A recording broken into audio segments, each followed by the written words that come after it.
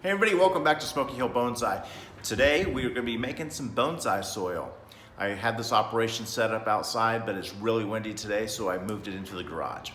So what I'd like to do is run through the soil components that I use real quick.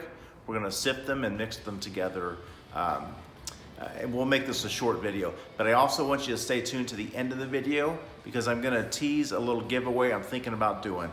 Maybe you'll be interested in that.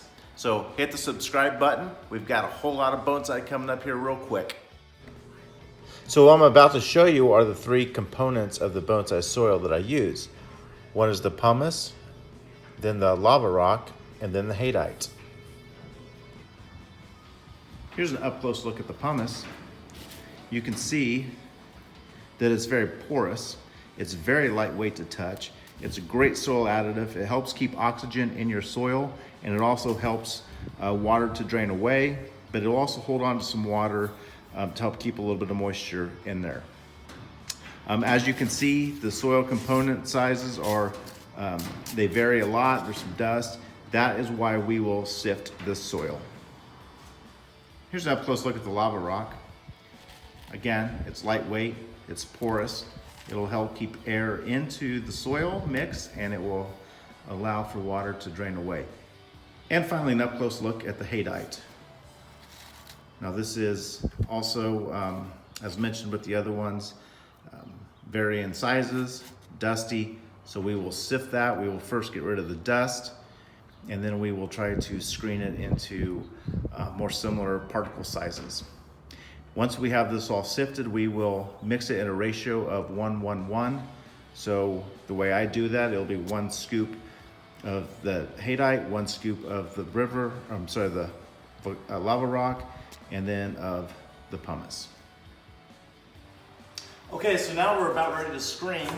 I want to show you my sieve real quick. Again, this is something that once you find your favorite bonsai webpage or outlet, they'll all carry these. Everyone I've seen is real similar. I've had these for about 4 years now, and they've done everything that I've needed them to do. So I think you can be confident if you find a good bonsai webpage or outlet, you'll get a good product. So the very first screen that I'm going to use today is a 1/8 inch screen, and primarily what I'm doing with this is I'm going to clean the dust off of the soil. So the next thing I'm going to do, I've got these next two screens. I want to take all of the larger material off. So I'm going to use the 1/4 inch screen. Next, I am going to use everything that I can catch in the 3/16 screen. Now, I'm going to sift it again with that, but I might not use what comes through there. Mainly, the 3/16 will be what I use for the bonsai soil, and everything that is caught in the 1/4 inch is going to be what I use in the very bottom of the container, which is the air layer of the soil. So it's not necessary for me to sit here and show you every single cycle of soil that I sift through. So I'll show a little bit of one, but what I want you to know is that I'm gonna take soil, I'll probably do the haydite first. I'm taking the dust off of it. I have a box over here that I'm gonna collect the dust in and all the small particles. When I'm all said and done, this will probably go into the garden bed, or I'll use it in another soil additive somewhere, but not for bonsai. And then I will have another pail that's empty, and I will collect all of the soil that I want from there. And then I'll have an extra bin for when I go back and do the next cycle of it. So like I said, I'm not going to show you every single cycle of it. So I'm going to film it, but then I'm going to speed it up for purposes of, well, to not bore you to death. It's going to be dusty, so I'm going to put on one of my disposable masks and keep this dust out of my lungs. Okay, so I have my 1/8 screen. I've got my soil handy. Put a couple scoops in there and give it a good shake. I don't know how much of that you can see, some dust in there.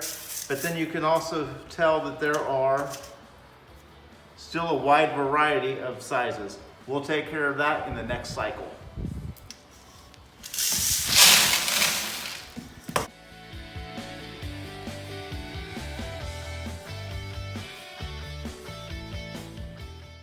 Okay, so we got that first one done, so I'm going to take out my 1/8 inch screen, and I'm going to put in my big one, my 1/4.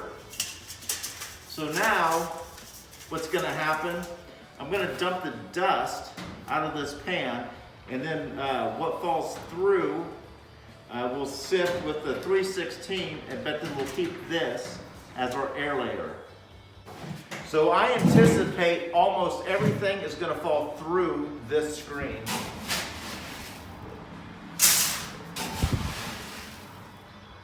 But we'll just have a few big particles after.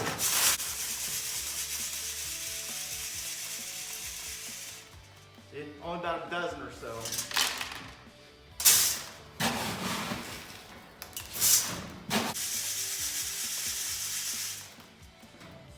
And that is going to be our air layer material that will go at the bottom of our repots. You can see this cycle is going quick.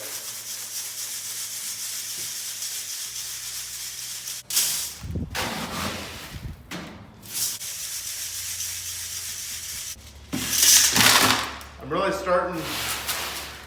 starting to doubt the need for the next screen.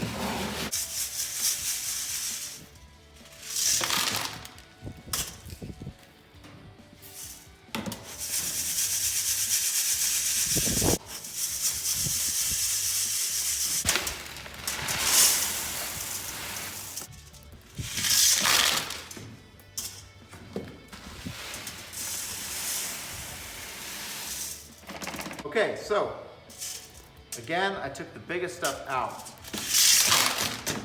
Everything that went through here would go through a 1/4 sieve. Now, for fun, let's see if we put that 3/16 in, let's see what we would have. Because remember, we already did the 1/8 and we took the dust out. What are we going to lose out of this?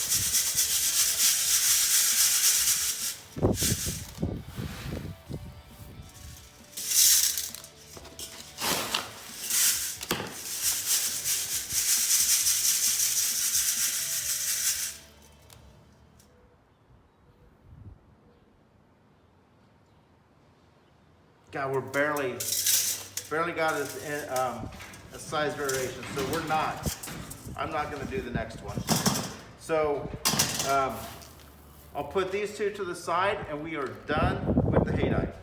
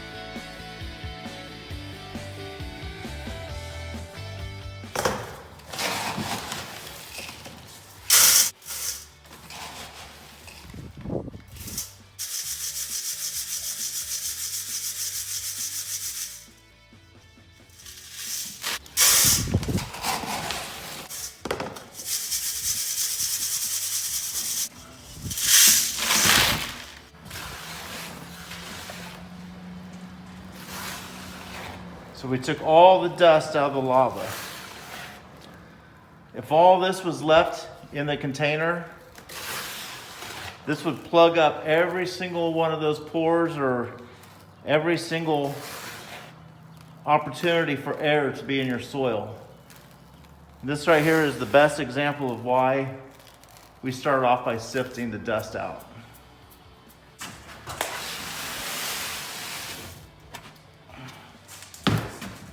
Just to show you, again, this is the dust from the pumice, the haydite, and the lava rock.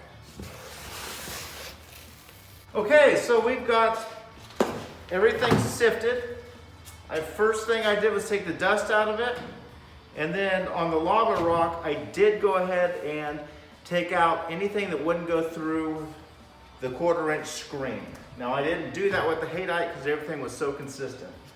So now we have sifted lava, pumice,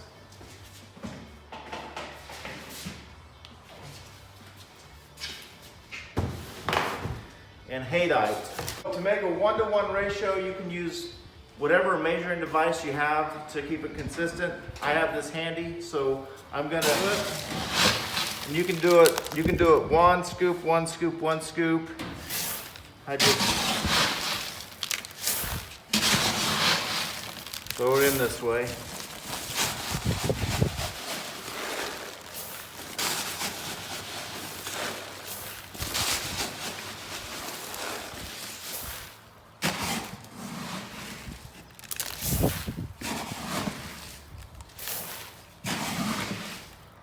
And now I'll just go through this. I'll go through all the buckets until I have all of everything I have sifted used up. And then I'll find a container to store it in. And then if everything continues to go the way it is right now, we'll be repotting within a couple weeks.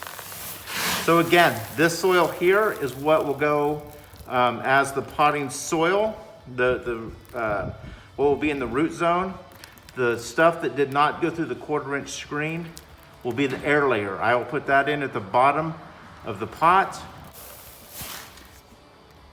One last thing I want to clarify is I did tell you that a lot of this was Superfly, Bonsai. They do not endorse this, nor do I get paid for that. That's just who I used. Some of you may have caught that I used a orange bag. That did not come from Superfly. That came from a different company that I used in the past. That was just something that was left over. Maybe there'll be 1 or 2 people that catch that. All right, so here it is. We've got the first run of soil ready to go. We've got about a couple weeks, and hopefully we'll be repotting like mad. Let me know what you think of this particular soil setup. If there's something else you prefer. Almost everything that I'm going to use this for is deciduous. I may add some potting soil in some particular trees that I'm going to grow out. Hopefully to grow bigger. I've got some bulb cypress trees I really want to put some height on, so I'm going to cut this with some potting soil for that. And then I've got 2 or 3 pine trees I'm going to work on as well, and I have some pine bark that I will add in to this also for those particular trees. So at the beginning of the video, I told you I was going to give a little teaser to something that's coming up. Last fall, I collected a whole bunch of acorns from a red oak tree, and I've got way more than I need, and I'd like to share some with you guys.